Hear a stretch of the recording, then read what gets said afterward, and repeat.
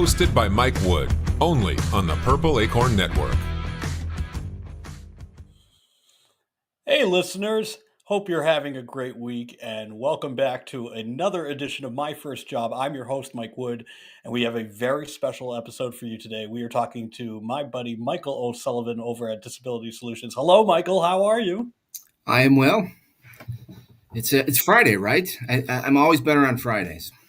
Yeah, it is Friday, and at the time we're recording this, I am currently living in an ice castle in the Northeast.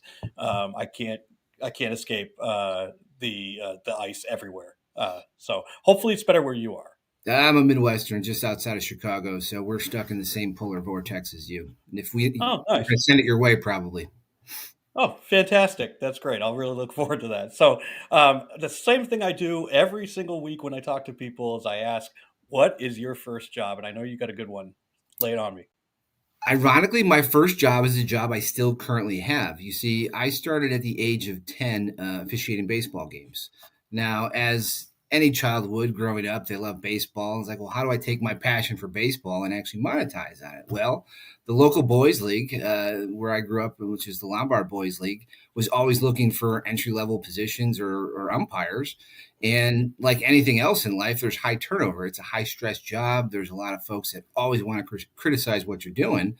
But as a former catcher, I was like, I think I could do this. Like, this makes sense to me. And so I essentially started at the age of 10.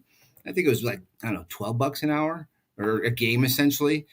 So like it wasn't great money, but like I started doing games here and there. My parents would drop me off, but it eventually led to probably something I love more now than anything. It's a job that's taught me people skills, the ability to make decisions, and so on and so forth. And describe what is the ideal strike zone for you.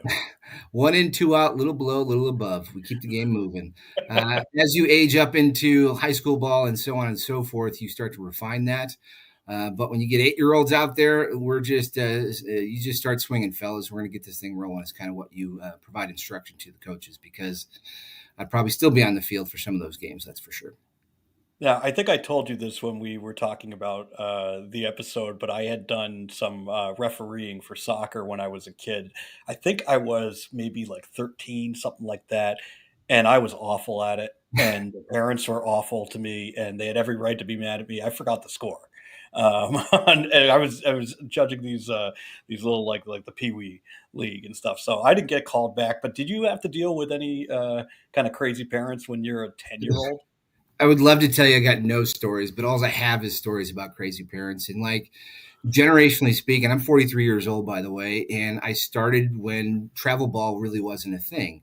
You had the end of the year tournament, which was just an in-house tournament. And if you were lucky, maybe you went to a neighboring town and played a game or two.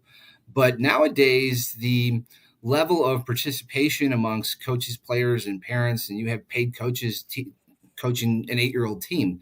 To me, that seems bonkers. But for the official in me, that's just a tremendous amount of extra revenue, because I can go to a tournament every single weekend that usually starts on a Thursday and ends on a Monday night for a championship.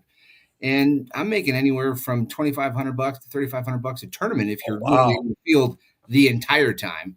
Now, as I've gotten older, I'm not taking on as many games. I got 3 kids of my own, but it's the money's there to be made just from a financial perspective.